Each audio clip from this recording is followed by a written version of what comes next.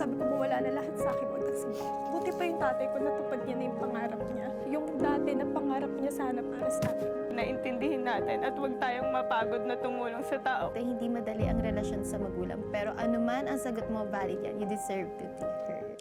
And I'll just read the disclaimer. Now, let's begin. First question. Sige, ikaw muna ang bubunot. Yan. So, kailan ka huling nasaktan ng taong akala mo ay hindi ka sasaktan? Una pa lang, ano ba naman yan? Tissue.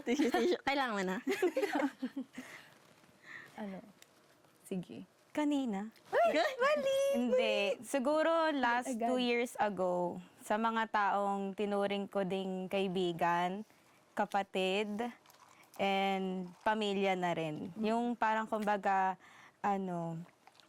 kala ko is lahat na ginawa mo sa kanila, naging supportive ka, sinamahan mo sila sa journey ng mga gusto nilang gawin sa buhay, then at the end, they gonna stab you. Aray. So, yun, last 2 years ago. Pero, ayun, okay na ako. Okay naman na. Okay ka na. Eh, yung iba. Sige, Erica. Kailan ako huling nasaktan ng taong... Akala mo hindi ka sasaktan? This year lang. Sino yan? Ba't di namin alam? Okay lang ba yung church-related? Nung nawala yung mentor ko sa simbahan, sa church, ayun, si Nanay Hana kasi yung kasama ko for most of the years na nasa simbahan ako. And hindi ko talaga nakita na mawawala siya. Kasi ganun ka-taas yung tingin ko sa kanya. As a mentor, as a friend. Kaya nung time na medyo nagdadetouch siya, doon pa lang masakit na. Pero mas masakit nung talagang nawala na. Pero I'm happy ngayon na nakakapag-usap na kami ulit. And nasasabihan ko siya na kapag ready ka nang bumalik, Nay, nandito pa rin ako. Ayun. Siba. Yung iba. Alex. Iyak na. Tissue. Siguro kanina, binadagol niya kasi ako. Iba ba yan? Hindi mo Iba yun. in-expect. Mali. Ba't naiyak ka na agad? Parang ikaw. Siguro 4 years ago. And sobrang unexpected talaga nung mga taong yon. Maiiyak ka. Joke ka lang. Kumari ka pa. Magtitisyo ka Wala, doon. na-inexpect ko kasi na parang, siyempre, sila yung susupport sa'yo or pero at the end of the day, ginamit ka pala nila just to get what they want. Diba? Masakit yun. Okay. Ito may hawak ako. Ayan. Meron na siya. Ayan, sige. May gusto pa ba? Wala na. Okay. Sabi dito, malalim man ang sugat, tandaan, kaya pa rin itong maghilom. Hilom na ba? Love. Hilom na ba daw? Hilom naman. Ayun, kumanta na. Sige, si Erica naman. Ayan, go.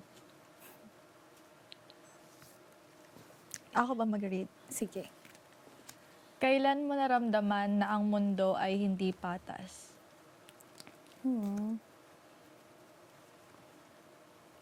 Parang all my life. Araw-araw. Kasi main character ako eh. Meron akong narinig na, I don't know if that's a podcast, pero sabi, dapat ikaw ang main character ng buhay mo. And ramdam na ramdam ko yun, nakarelate ako sobra, kasi main character ako ng buhay ko eh. Yun, tawag dito, kasi parang simula pagkabata, pakiramdam ko lahat ng kailangan, lahat ng gusto kong makuha, kailangan pinaghihirapan ko. Eh nakikita ko talaga yung difference ng nang lumaki ka na hindi ka ganun ka supported financially. And product ako ng broken family. So mahirap talaga siya. Marami kang beses na mapapatanong na bakit pag sa iba madali? Pag sa akin, laging kailangan mahirap. So, parang nandun pa rin ako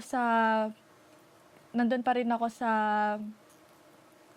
part ng buhay ko na napapa-question pa rin ako sometimes na bakit ang hirap mabuhay.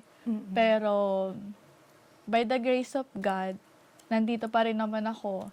And Tuloy-tuloy lang. nagpapatuloy, di ba? And syempre, I'm blessed to be surrounded by all of you.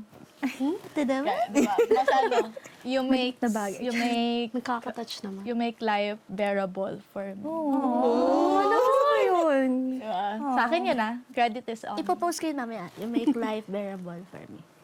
Tapos lagay mo kay Erica. Hindi, ako ang may akda. Character ka rin. May Iba yun ang sabi mo eh. Ako ina-apply ko lang naman. Mabilis ka. Gusto mo, smart thinking, ikaw. Sige.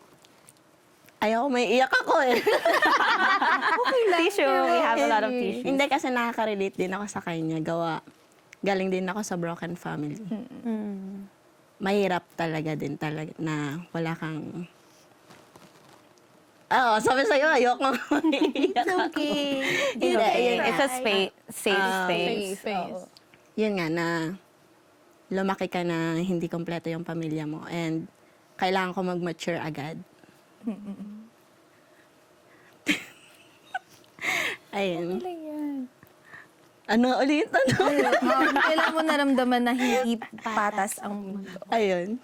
Kasi nga nung bata ako, every time na nakakita ko ng family na kompleto, may nanay, tatay, may kuya, may ate, may bunso. Ako kasi talaga pangarap ko magkakuya. Di ba? Parang ang sarap kasi Ito, na may kuya. kuya ka. Sa bulsa ko. Eto, kuya boss eh. Iba yun. Di ba? Ang sarap kasi na may kuya. And yun nga, may ate naman ako. Pero parang sabi ko, parang ang sarap na magkakuya, ganyan. Kaya naiinggit ako din sa mga kaibigan ko na nakikita ko na kumpleto yung pamilya, may kuya. And yun nga, na imbis na i-enjoy ko yung nung bata pa ako, kailangan ko mag-mature agad. Imagine, 7 years old, naglalaban, nagluluto, as in, pang ano na, matured na. Ready for mature growth. Pwede na ako mag all-around yaya. Ay, charis. Ayun. Doon ka naramdaman na hindi patas yung mundo kasi hindi ko masyado na-enjoy yung kabataan. Yes. Pero hindi naman halata, di ba? Proud of you. Kinaya mo yun. Yes. Thank you, Lord. Siguro kami ni Holly din makaka-relate din doon. Puro broken family. Ito lang oo nga, naman no, ang dalawa. hindi. Ako broken lang. Iba yun. Ano yun? Broke din ako. Broke. Ano kasi sa amin naman ni Holly, kaya nga parang broken family kami. Ang masakit doon, yung parang ang na-feel ko na parang hindi patas. Ay, naiiyak na ako. Yung nakita ko yung tatay ko na may dream house na siya. Nakamit niya yung sarili niyang... Nakuha niya yung dream house niya, pero sa ibang pamilya, may kotse sila, may... Basta yung family niya. So parang nakikita ko din yung... Huwag ka umiyak kasi naiiyak. Yung ano, kasi yung family ngayon ng dad ko, meron apo na baby girl. Tapos nakita ko kung gaano naging hands-on yung dad ko sa kanya. Yes. Sabi ko, bakit sabi ni Holly, di siya ganun? Na 7 years old pa lang kami, umalis na siya. Parang hindi naman umalis totally. Parang ang lagi niyang ano nun work-related. Pero sa amin, hindi talaga siya nagbigay ng oras. Tapos, nung nakita ko nga na parang may house blessing, syempre kami, kasama kami noon, invited kami kasi family pa rin kami. Tapos parang doon ko nakita na, buti pa yung tatay ko, natupad niya na yung pangarap niya. Yung dati na pangarap niya sana para sa amin. Tapos ngayon, ibang pamilya yung kasama niya na tumupad doon. Na although okay naman kami sa family nila, pero iba pa din. Alam mo yun? Na kami ni Holly, parang ngayon pa lang namin sinisimulan yung para sa aming tatlo ni na mom. Na ang hirap kasi dapat kasama mo yung tatay mo na tumutupad ng pangarap mo. Yun nga yung sabi ko na yung iba role model nila yung tatay nila sa kung anong husband ang hahanapin. Kami ni Holly, baliktad, yun yung wag mong hahanapin. Na sana, Lord, wag ganun yung maging partner ko. And dumating na sa point na, Lord, ayoko na. Kasi paano pag nangyari sa akin? Paano kung ganun yung mangyari? So, ayun na, umiyak na ako. Umiyak na kami lahat. Dahil na tayo dito. Natingin na Ayan, lang. sige, Hali, add. Hindi, yun, totoo. Yung, lalo na sa part, hindi ako sa part nung sa house eh.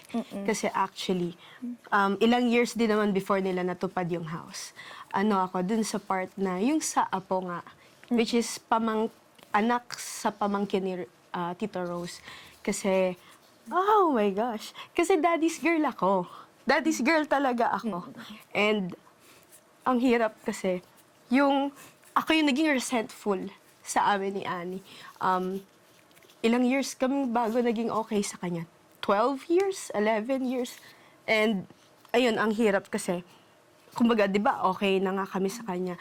Tapos makikita mo na, nakakasama kasi namin yung bata, nakikita namin na kung ano yung gusto na sana namin na-experience. Kumbaga, spoiled yung bata. Wala naman kami, hindi naman kami materialistic when it comes to gadgets and everything. Siguro yung love. Yung love, yung attention, and yung care. Yung hinahanap-hanap Kulang mo. kami sa lambing, hindi balat. Yung hinahanap mo sa tatay. Tatay. Na ang hirap kasi nakikita mo na ibang tao or ibang bata yung nakaka-receive from your dad na dapat ikaw yung naka-receive. So, ayun, dun talaga ako nainggit. Actually, ang alam ko, yung si Angge, yung best friend ko, chinat ko siya noon na sabi ko, ang unfair kasi nakikita mo sa yung dad mo na ang sweet sa sa apo niya, sa partner niya. Pero sa inyo, hindi siya naging ganong father. Hindi siya naging ganong attentive. So, ayun. Yun talaga yung kinainggitan ko. Hindi yung bahay nila and yung car. Yung attention. Ano ba yun? Second card pa lang, guys. Oo, second card pa lang. Umiiyak ko tayo. Ikaw. Ubus na yung tissue. Sa akin siguro, hindi naman kami broken family. Pero I would still consider it as broken family sa mga tao sa paligid namin. Since alam nyo nga na pastor's kid ako. Ayan na. Dadalo. So, ayan nga. Ang daming hirap na na-experience namin na since public figure nga yung parents ko. Yung parang kumbaga lahat na ng kailangan na members, lahat ng kailangan nila nandun. Kailangan nandun kami. Kailangan namin silang tulungan. Kasi yun yung gusto ng puso namin. But then, alam mo yun, yung parang at the end of the day, ang hirap lang din minsan makasama yung mga tao na biglang after mo sila tulungan, sila rin yung taong gagawa ng mga issues sa family nyo. Lalo na pag sa church, ang unang-una nilang sasabihin, yung pamilya ng pastor, nagnanakaw lang yan. Tapos sasabihan nila na kung ano-anong issues yung ibabato nila sa family namin. Na minsan gusto mo ipagtanggol, pero bilang anak nga ng pastor, bilang pamilya ng pastor, lagi nang sinasabi sa amin ng daddy ko na intindihin natin at huwag tayong mapagod na tumulong sa tao kahit ganun yung na nare-reciprocate sa'yo nung tao. So siguro yun yung time na feeling ko hindi patas ang mundo kasi alam naman namin na lahat ng kaya naming ibibigay namin para makatulong sa iba. Pero bakit ganun yung balik sa amin in the end? Kaya parang feeling ko, sabi ko, gabi yung sira na ginagawa nila sa image. Hindi pa nga ako sikat, ang dami na namin bashers. Ang dami na namin haters. Ma-showbiz masyado yung buhay. Wala pa pala siya umiyak. Wala siya umiyak sa hindi pa siya sikat. Kaya Ayun sa parang, Loy, ang ayaw hirap, nang maging sikat. Yun pala yung reason. kumbaga, ayun, siguro, meron lang talagang time na meron talagang ibibigay si Lord ng mga tao sa nadadaan sa buhay mo para matuto ka from them. But then, dun ko lang din na-realize na hindi, ang magiging solusyon dun is yung response mo after nun. Hindi para i-hate sila, kundi patawarin sila kahit hindi pa sila naghihingi ng tawad sa'yo. And mas lalo mong mahalin yung tao kasi kahit na hindi nare-reciprocate ng tao, meron pa rin bibigay si Lord na mga tao sa paligid mo na magre-reciprocate nun. At ibabalik din yung pagmamahal na binibigay. Thank you din sa inyo. Hindi mo dyan. Tissue. Lumabas mo yan.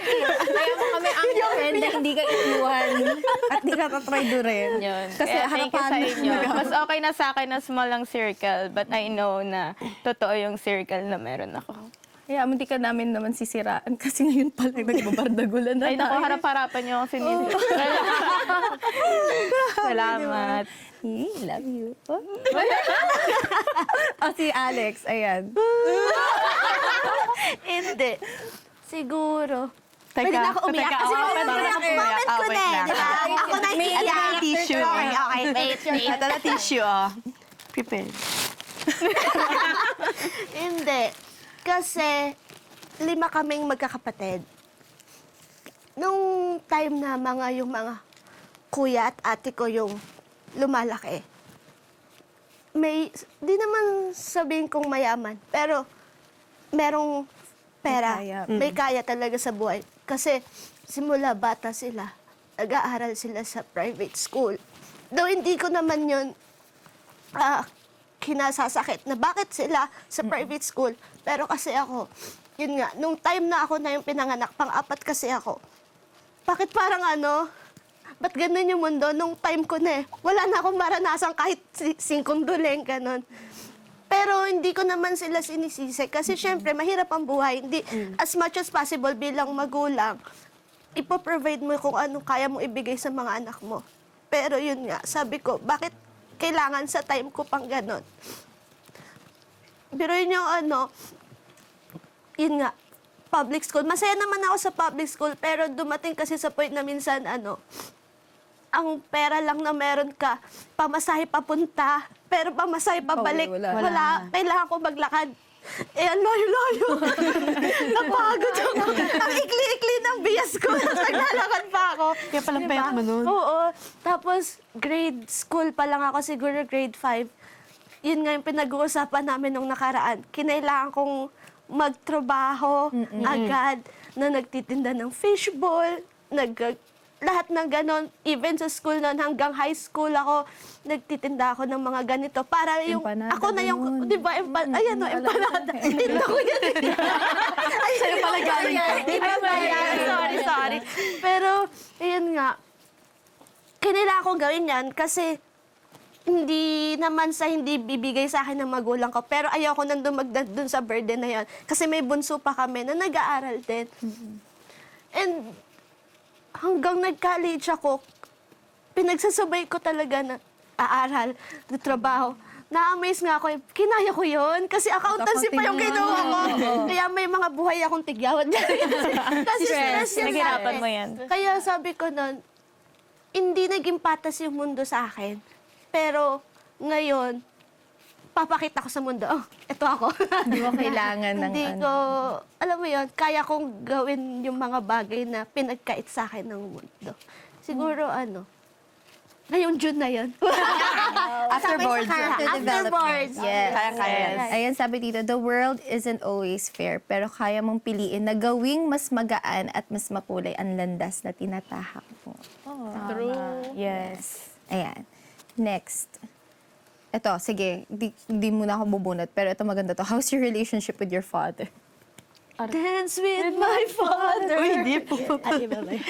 Oo. Sige, ito na muna. Sige. Sa father, wala naman akong problema. As in, talagang patience niya sobrang lawak. Tatay ng lahat. Na kahit na minsan gusto ko ng, sige, demanda mo na yan. Pero siya, hindi. Mahalin mo pa rin at patuloy mong mahalin ng mga tao. So, relationship ko sa father ko, sobrang kami talaga. Sobrang daddy's girl din kasi ako. Kumbaga, parang siya yung tipo ng taong nilulook forward ko, nilulook up to ko palagi sa buhay. Na minsan pag meron akong hindi na talaga kinakaya sa buhay, pag tinitignan ko siya na kinakaya niya lahat ng dahil nga pastor siya, syempre hindi lang problema namin, hindi lang problema ng pamilya namin, hindi lang sarili niyang problema. Pinoproblema niya rin yung problema ng mga members. Kaya kung yun kinakaya niya, sino ba naman ako para hindi kayanin yun? So, he's really a role model for me. Si Hali. Ako. Ay, hindi. Ako naman, teka, iniisip ko kasi yung timeline. Hindi, yun nga kasi after, di ba, nung nalaman namin na may other family na nga siya. As in, ang laki ng gap. Kasi before, nun nga, yung kinukwento ko kanino, di ba, on the way, na dito kami sa Taguig. Pagka, every after, yung pag-uwi siya from work, yung nasa gate pa lang siya, nakaabang na ako. Ako talaga unang sasalubong. Regardless kung may pasalubong siya or wala. Kahit nung maliit kami, ako natutulog sa tabi niya, ganun talaga. And then, yun nga, nung nalaman namin, ako kasi talaga yung pumutok eh. Ako talaga yung nag-confront sa kanya. And then, hinold ko yon talaga. Kasi nga, siya yung close ko. Although, close din naman kami kay mom. Pero, kasi nga, daddy's girl. So, parang, ang laki nung pain. Sobrang laki nung pain. And then, every away namin, through the years after malaman namin yun ang inuunkat ko. Na sila naka-move on na ako hindi. Every time na, kunwari, kasi syempre, father mo, so hihingi ka ng sustento. And then, given naman hirap din siya na talaga mag-provide, sinusumbat ko na, ikaw kasi pumili niyan, 2 pamilya pinili mo. Tapos, nahihirapan ka, kami nagsasuffer. Pero may character development. Pero kasi naging wake-up call sa akin yung namatay yung brother niya, yung kuya niya, nung pandemic. Kasi 2020 yon, June. So parang nag-start pa lang talaga yung mga cure, wala pa talagang mga vaccines and everything. Nung time na before ma-confine yung tito namin, magkaaway kami ni dad. Regarding ata sa laptop namin pang school. So, parang 2 months kaming hindi nag-uusap and then biglang namatay yung tito namin. Doon ko na-realize na ang bilis ng buhay ng tao. After nun, kahit na alam mo yung galit ka na, puputok ka na, hinabaan ko pasensya ko. After talaga nun, kinausap ko siya na, sorry po dad, condolence. Kasi doon ko na-realize na, paano kung yung father namin ang nawala? Ayoko yung mawawala siya ng galit ako. And even nung pag-birthday niya, nag-aaway kami birthday niya, hindi ko siya binabate. Ang hirap nun na hindi mo siya babate tapos alam mong iniintay niya yung bati mo. Parang sobrang resentful ko talaga na ay, hindi mo kami binati ng birthday namin or ang saya-saya ng buhay mo. So, dito ako gagante. Ganun yung mindset ko. Pero ngayon, okay naman. Although may gap pa din. After ilang months, last year kasi meron na naman recent issue with our father. Pero, nagka-gap na naman. Kasi nagbe-build na namin yung trust again. Nagbe-build na namin yung relationship. And then, bigla na naman nagka-problem. Pero, nito nga, nung nag-hit ulit kami, parang sabi ko, ayoko na nakakapagod kasi yung lagi mong, yung galit yung paiiralin mo. Sabi ko, tumatanda si dad, magsi-60 na siya this year. Sabi ko, ayokong, yung sa natitirang, niya, although sana naman, hindi naman, yung natitirang panahon niya dito is masaya na kasama kami na anak niya. Ayan. So sabi tita, hindi man naging madali, but it's the unconditional love that makes us continue. Ayan. So last question na tayo din. Ayan. Sige, sino man bubunat eh. Ayusin mo yan. Anong question? Will you choose your mother in another lifetime? Happy Mother's Day! Happy Mother's Day! Dagdagan niyo ng tissue. Yeah. Alam niyo, andali. Pass the tissue. Siyempre, hindi. Never. Siya pa rin talaga yung pipiliin ko. Dahil, alam mo yun, na, kasi ayun nga, background lang din na, sabi ko nga, relate ako sa kanilang dalawa, sa inyong tatlo, na iniwan kami, 3 years old pa lang ako, 1 year old yung bunso nung father ko.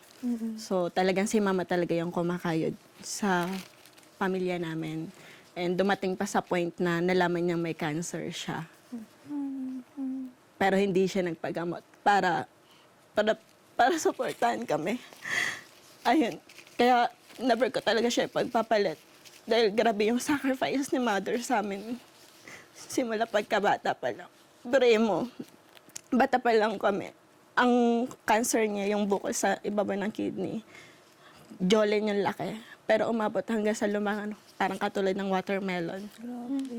Nung naoperahan siya. Naoperahan siya, na ako, 18.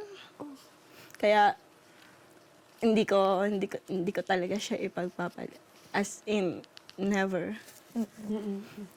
Siguro ako din, hindi ko ipagpapalit si Mommy. Kasi siya ngayon kasama namin the whole time na wala si Dad. So parang keep it short ko na lang. Pero si Mom talaga, sabi ko mawala na lahat sa akin, wag lang si Mom. Kasi si Mommy talaga ngayon yung sandalan ko. Siya talaga yung nagbibigay sa akin ng lakas. Lagi, pag ayoko na magtrabaho, sabi ko, hindi, gagawin ko to para kay Mommy.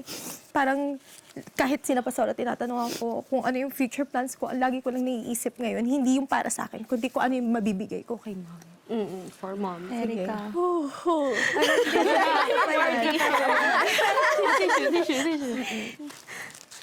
Ito yung pinaka mabigat na topic para sa akin. Kasi katulad ng kay Mama B, namatay yung mother ko 2017 bago ako makarating ng church. And to answer yung question, hindi ko rin ipagpapalit yung mother ko kasi kahit na wala kaming resources habang lumalaki ako, hindi niya pinaramdam sa akin na may kulang sa akin. Hindi ko naramdaman na may kulang sa akin. And ngayon na pakiramdam ko na mas gumagaan yung buhay para sa akin, yung lagi kong naiisip every time na meron akong na-achieve is sana kasama ko siya to celebrate all those. Ay, oo. And ang hirap talaga kapag yung mother yung nawala. Kasi siguro kung hindi ako nakarating ng simbahan, baka wala na rin ako. Kasi I had suicidal tendencies, lalo na nung nawala yung mommy ko. And nawala lang siya nung nakakilala na ako kay Lord. So, kahit multiple lifetimes pa, pipiliin ko pa rin na siya yung maging mother ko. Alex. Yun, hindi ko rin pagpapalit si Mama. Kahit Dubai chewing ko kay Mama. Nag-check ko kay ano kasi nagregada pa yan. Hindi ko ma-imagine yung sarili ko na iba yung nanay ko. Kasi, eto ako ngayon. This is me dahil sa kanya. Yung, sabi niyo, acts of service ako. Grabe yun. Pag nakita niyo yun, Mas iba yung access. lalo na ngayon na nagre-review ako. Siyempre, ang focus ko na lang ngayon, review. Pero matanda na ako para magluto ng pagkain ko, maglaba, magganyan. Pero siya pa rin gumagawa ng para sa akin. Kasi nga, ganun siya magmahal eh. Hindi man siya sobrang vocal kung paano siya magmahal. Pero makikita ko yun sa kanya. And enough na yung para sa akin. Kasi yun nga, I'm blessed na hanggang ngayon kasama ko siya. And kung dadating man sa point na ma-achieve ko yung dreams ko, syempre, nakakatuwa, nakaka-bless na Lord. Makikita niya, yung, though may mga na siya, parang may mga sakit siya, may mga ganyan. Pero sabi ko, Lord, pag nakuha ko yung bibigay mo sa akin na blessings, gusto ko makita niya na lahat ng pagpapagal niya simula bata kami, ito na yun. Kaya, hindi. Hindi talaga. Magagalit ba siya pag sinabi ko? Correct? For me, mali. Hindi, siyempre, to answer that question, siyempre lahat naman tayo, kahit ako, sasabihin ko talaga na hindi. Naalala ko nung nag-aaral ako. Siyempre, lagi naman nilang sinasabi pag anak ng pastor, hindi yayaman yan. But look at you now. Sarap. CEO. Bless. So, ayun, kumbaga, hindi ko makakalimutan yung time na si Mami, pupunta siya ng school. para magbigay ng promissory note. Magmakaawa sa professor ko na pag-examine ako kasi bawal mag-exam pagka Walang bayad eh. walang bayad nung time na yon. Yung grabe yung sakripisyo na yon na yung tipo na gagawin niya lahat basta makapagtapos ka lang ng pag-aaral. Hindi rin naman biro kung saan ako nag-aral eh. Sa Baste ako nag-aral. Kumbaga kung tutuusin, ako ilang beses na ako nagsabi na pwede naman akong huminto. Pero hindi. Ginawan talaga ng paraan. Kahit siya nagtatrabaho noon, dahil nga naging teacher nga siya, kahit na ubos-ubos na yung boses niya, talaga naman papasok pa rin siya para lang merong makapag-aral ako, makapag-aral si kuya. Kaya hindi ko talaga siya pagpapalit. And sabi nga tulad nung kay Alex, very acts of service talaga ang kanyang love language. Sobra. As in, hindi lang kami, kundi pinagluluto niya ang lahat. Correct. Ang Kaya, nanay din Ang ng lahat. 24 na PN. Siya nagpapakain doon. Ang 24 na adopted children. Kaya doon dumating sa time na medyo nakaangat-angat na tayo, alam mo na. Yun na yung time na sinabi ko sa kanya na pwede ka nang tumigil magtrabaho kasi may trabaho na ako. Ngayon nga na parang nagiging breadwinner ako ngayon sa family namin. Yun yung isa sa bagay na nag-iyakan kami ni Mami kasi dumating ako sa time na ayaw ko pa mag-settle. Kasi gusto ko maranasan muna nila yung pangarap ko sa kanila. Na before sila mag-retire, may sarili silang bahay, meron silang business na minamanage. Pero ang sabi niya lang sa akin, hindi mo naman pwedeng pahintuin yung buhay mo dahil meron kang gustong mangyari sa amin ni daddy mo. Kaya hindi ko na pagpapalit kasi grabe yung sakripisyo nila tulad ng mga sakripisyo ng mga nanay niya sa inyo. Yun. Yan, you see, ma'am, yung nakita namin pinagdaanan niya after namin mabroken. Yun nga, nag-work din siya. Sobrang, hindi ko siya pagpapalit din talaga. Kasi siya yung naging comfort namin. Sobrang open kami sa kanya. Kasi ako nagugulat ako dun sa ibang families na hindi sila open sa mom nila, hindi sila nakakapagsabi problema. Kasi yun yung parang normal sa amin ni Annie na kayang-kaya naming magsabi sa kanya, kayang-kaya naming umiyak sa kanya ng umiyak and then nandyan lang siya, hindi kanya i-judge. Kahit na gaano mo siya nasaktan, dun sa ginawa mo, wala, hindi niya i-hold against you. Kasi gano'n siya magmahal, nanay eh. Sobrang Unconditional love siya talaga yung ipaglalaban ko. Katulad ni Annie, yun nga yung goal talaga namin. Ngayon, lalo na this year, na Hindi para sa amin eh. hindi para sa amin, kundi para sa kanya. Yung house na gusto namin, para sa kanya nakapangalan and everything. Kasi parang small token lang yon sa life na in-establish niya for us. Sabi dito, hindi madali ang relasyon sa magulang, pero anuman ang sagot mo, valid yan. You deserve to be heard. Ayan. So, siguro, for the last, na lang, tingin nyo ba ito yung parang space na pwede natin i-share yung mga conversations na gito. Parang first time natin kasi mag-iyakan dahil di naman tayo ganito mag-usap eh. Pero parang tingin nyo, parang do you want to share this with other people then yung ganitong space na Oo naman. Yes, and I think mas maraming tao na kailangan ng ganitong venue kasi hindi sila nakakapag-express. 'Di ba? Marami, lalo na sa generation natin, Gen Z, marami yung hirap talaga mag-express. So, Yes. this is important talaga. Hindi, at saka tayo, kasi close tayo. Kumbaga, lagi tayo nagsisiyahan. Although, nag-share ng mga problema. Nag-share tayo ng problema, pero not to the point na yung deep dive talaga. Kumbaga, quick na lang, kwentuhan, then tawanan agad. So, parang maganda talaga na nakapag-open up. Siguro dito kasi napipigil natin yung bandagulan eh. No? Kailangan din yun. Pero dito iyak ang isa, iyak ang lahat. Diba? Pero Kasi syempre kahit naman na tayo, magkakasama tayo ng saya-saya, di ba? Pero alam niyo yun, yung iba pa rin yung mas nakikilala pa natin deeply yung isa't isa. So, nakatulong din naman talaga yung yung itong ginawa natin ngayon. Kasi mayroong mga bagay na meron palang hinanakit or meron palang mga pinagdaanan yung mga isa't isa sa atin na matututo tayo sa kanila. Like we learn something from you and you learn something from us. Parang ganon. Kaya, kita. And then, all of you. And dahil yun sa bakas, na totoo lang. Yes, dahil sa bakas, sobra. Kasi